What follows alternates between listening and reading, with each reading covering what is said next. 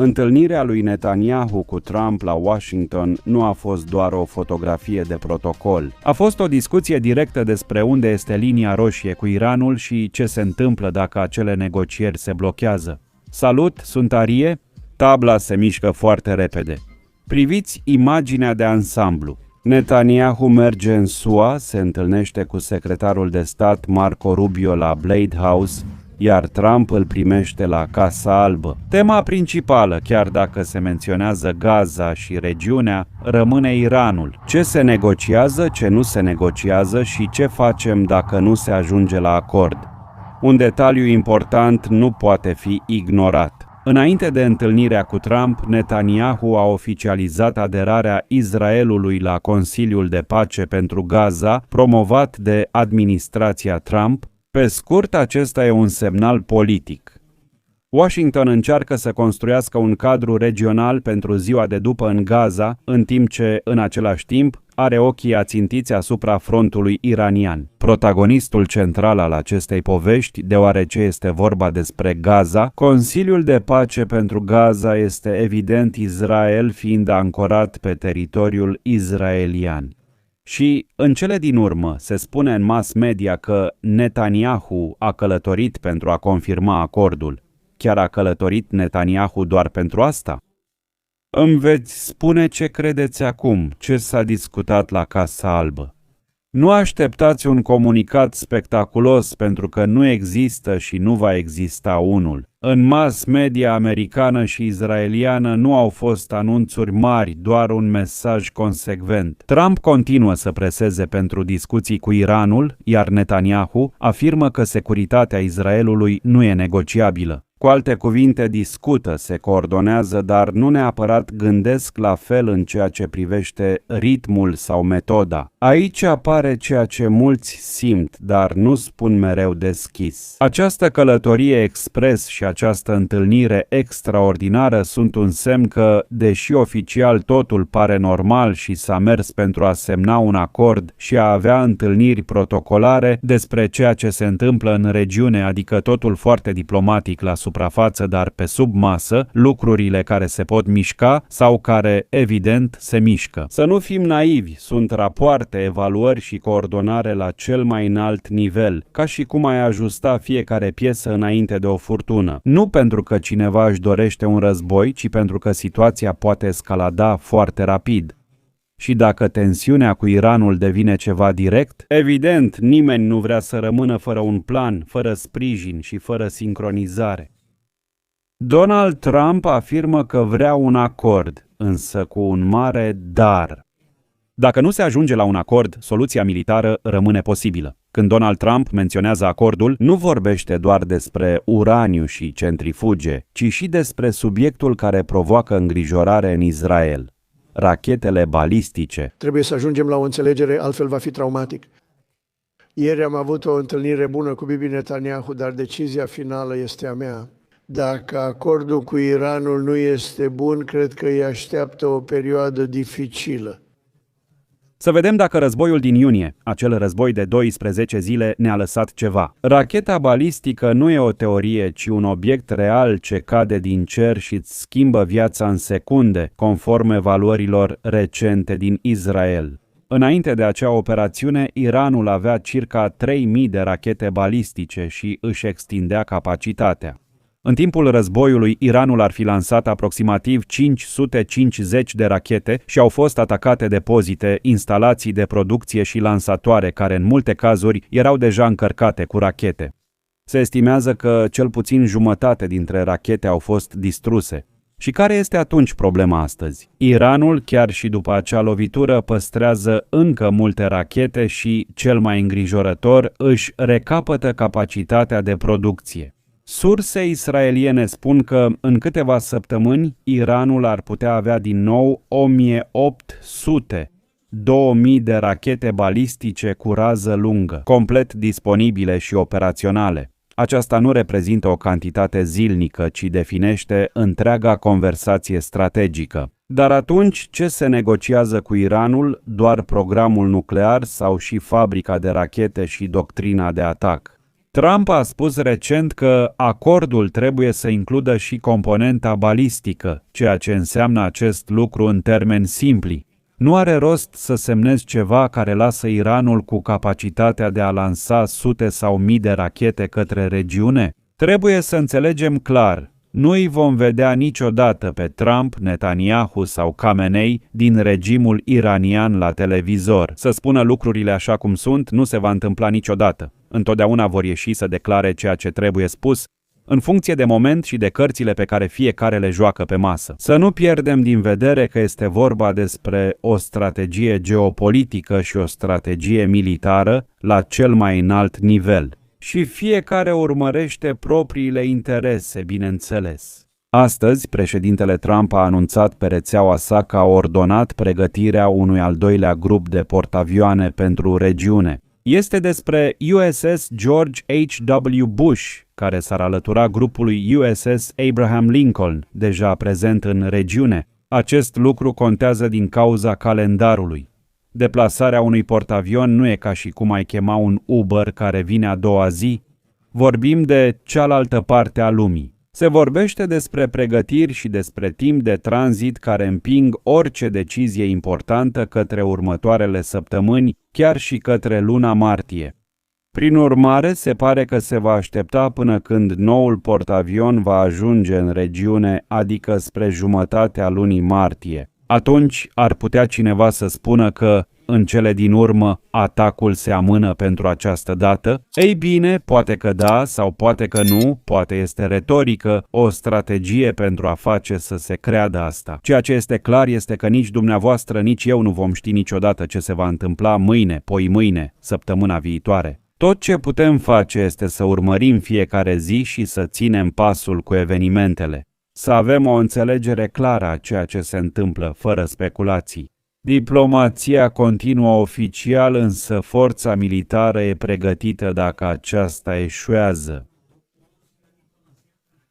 Să privim astfel, când o țară își concentrează nave, apărări și resurse într-o zonă ca Statele Unite. Face asta din două motive. Fie vrea să evite un război arătând forță, adică să pună presiune, fie se pregătește pentru un război dacă nu are altă opțiune, sau dacă, în cele din urmă, intențiile au fost acestea încă de la început. Și în paralel, o informație din Iran care trebuie de asemenea privită cu atenție. Președintele iranian Pesekian a declarat că Iranul ar permite verificarea instalațiilor nucleare pentru a arăta că nu urmărește să obțină armă nucleară. Asta deci sună bine și foarte diplomatic, dar problema este că ceea ce se spune într-un discurs, adevărul este că nu se materializează în lumea reală. Nu pentru că nu avem încredere în Iran, ci pentru că așa a fost în toate aceste luni. Inspectorii internaționali au întâmpinat dificultăți în accesul la unele locații subterane strategice lovite.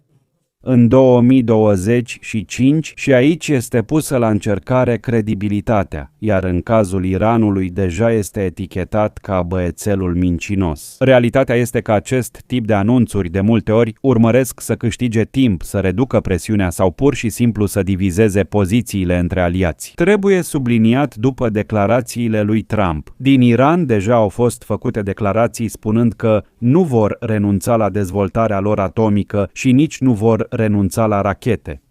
Și văzut așa, foarte simplu, ca și cum ai face socotel de magazin, aici nu mai e nimic de discutat. Statele Unite impun condiții, iar Iranul afirmă că nu sunt negociabile. În Israel, atenția e pe ce poate face Iranul, nu doar pe ce spune. De aceea vreau să trecem la o altă știre importantă.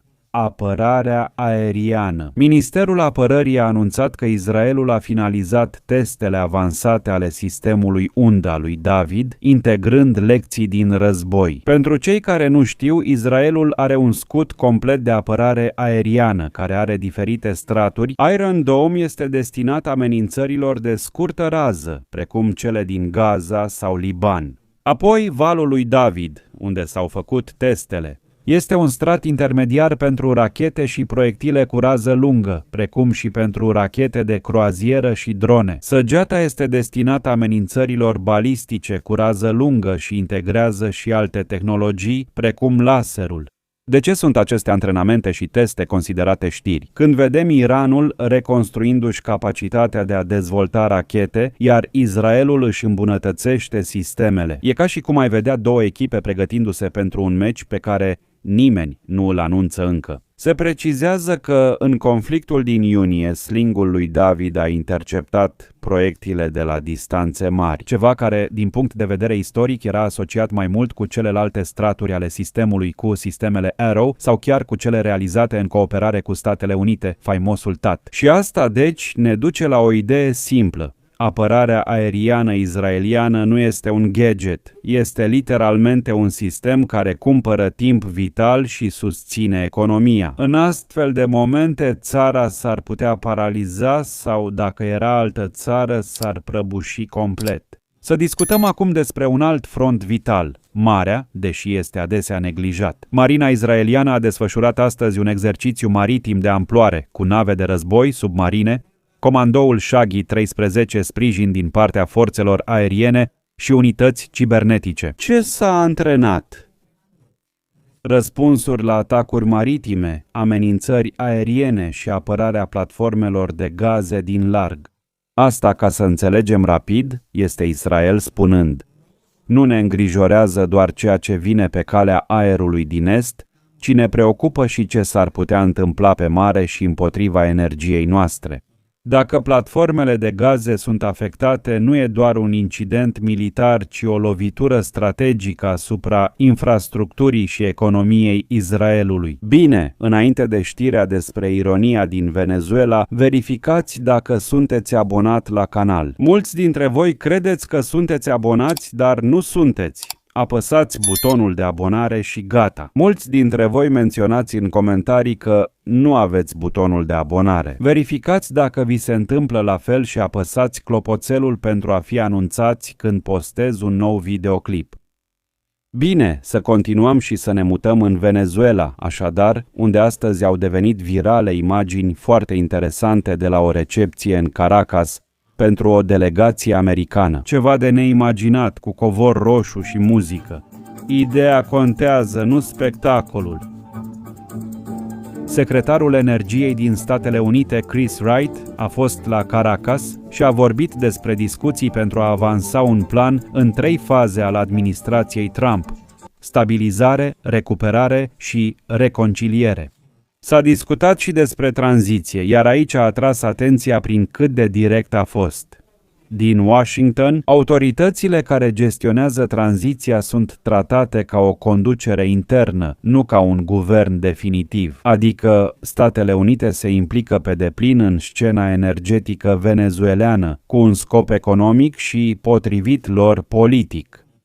Ce legătură are asta cu Israel și Iran? Mult, deoarece energia nu înseamnă doar benzină, ci și geopolitică. Este vorba de sancțiuni, de aliați, de capacitatea de a exercita presiune, de cât poate rezista o țară și cât poate rezista o regiune. În acest context, în timp ce aceste evenimente au loc în Venezuela, avem o știre importantă. Venezuela trimite petrol în Israel pentru prima dată după mulți ani. Lucrurile au ajuns atât de departe. Deci, dacă SUA vrea să reglementeze și să reactiveze petrolul venezuelan, aceasta este și o mișcare pentru piața globală, preț și marja lor de manevră. Când pune presiune pe alți actori și când intră în scenă actori care erau de neimaginat, cum se întâmplă acum cu Venezuela trimițând petrol în Israel, așadar da, Caracas intră și ea în discuție.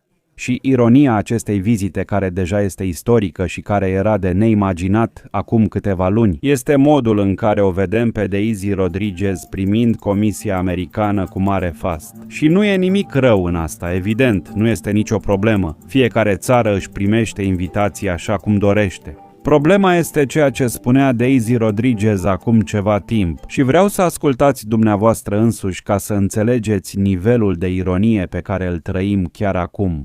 Să nu îndrăznească, pentru că vom fi cel mai rău coșmar al lor și cele mai rele. Urmează calamități pentru poporul american dacă vor agresa poporul lui Bolivar. Trebuie să le fie foarte clar.